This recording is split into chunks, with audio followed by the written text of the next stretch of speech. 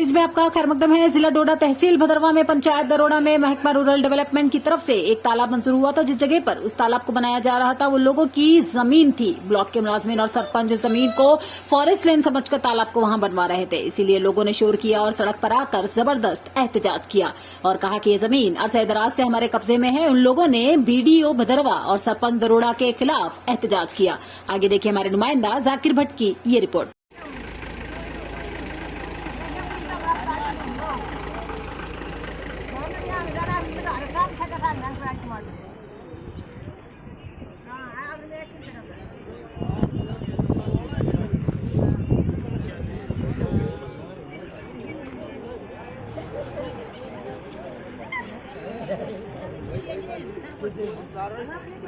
हमारी मांगे पूरी करो।